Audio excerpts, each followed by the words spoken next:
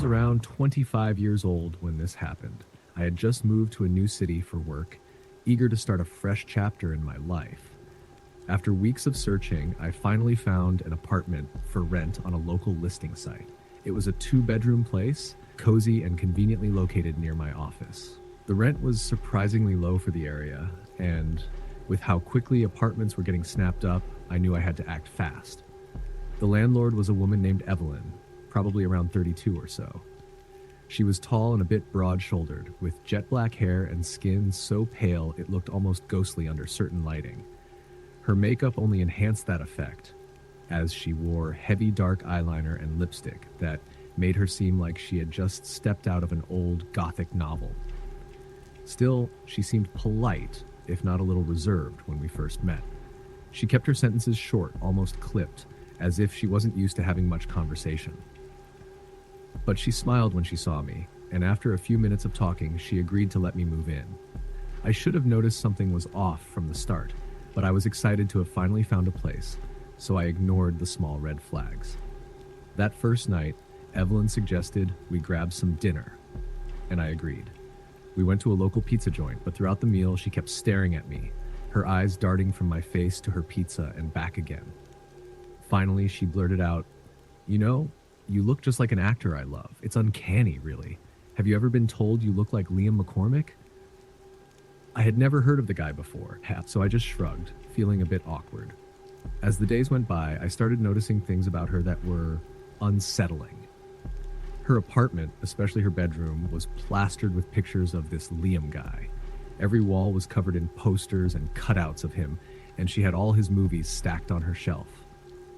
At first, I thought it was just a quirky obsession, but the way she looked at me, the way she always had that same expectant smile, it made my skin crawl. In the first few weeks, we didn't interact much. Evelyn would come home from work, nod in my direction, and then retreat to her room for the night. I could hear her giggling behind the closed door, a high-pitched, eerie sound that seemed completely out of place in the dead silence of the apartment. The nights started to feel heavier, more oppressive. I tried to tell myself it was just in my head, but deep down I knew there was something wrong. One evening, I was watching TV when I heard her come out of her room. Her footsteps were slow, almost dragging. I turned my head and saw her standing in the hallway, staring at me with that same strange smile. Her eyes were wide, her face pale, and she didn't say a word. After what felt like an eternity of uncomfortable silence, she finally broke the stare and mumbled, "You really do look like him." Then she giggled again and retreated back to her room. That night, I could barely sleep. The apartment felt cold, too quiet, and I kept waking up, thinking I heard footsteps in the hallway. I'd get up, open my door, and find nothing. Just the stillness of the dark apartment. But one night, around 2 a.m., I woke up to the sound of the front door. I thought maybe Evelyn had gone out, but when I got up to check, I saw her standing in the hallway, her face pressed against the door, turning the lock back and forth. Every time she turned the bolt, she muttered my name, "Mark, Mark, Mark." The sound of my name, repeated like some twisted chant, made my stomach drop. I froze, unsure of what to do. She looked so strange, so unnaturally calm as she repeated the motion. I didn't dare disturb her, so I slowly backed away, my heart pounding in my chest, and returned to my room. I pushed my dresser against the door that night. Something told me I needed that barrier, as flimsy as it was. The days that followed only got worse. Evelyn would come out of her room in the middle of the night, pacing through the living room, her eyes glassy, muttering to herself. Sometimes I could hear her talking about Liam McCormick, as if he were right there with her. But other times, she'd talk about me. I'd hear my name, spoken softly through the walls, followed by bursts of high-pitched giggling that would send chills down my spine. Then one night, she stumbled out into the living room while I was watching a movie. She didn't say anything at first, just stood there, watching me for a moment. Then, without warning, she asked if I wanted to hear about her ex-boyfriend. I didn't know what to say, so I just nodded. What followed was a jumbled, erratic tale of betrayal, jealousy, and bitterness. But the longer she talked, the angrier she became. Her voice rose to a scream as she recounted their breakup, her face flushed with rage. Amid her screaming, she said something that chilled me to the bone. You have no idea what I'm capable of, Mark. No idea. She stared at me with a look that was equal parts hatred and obsession, her face twisted into a terrifying mask. For the next few minutes, I sat frozen on the couch, barely able to breathe.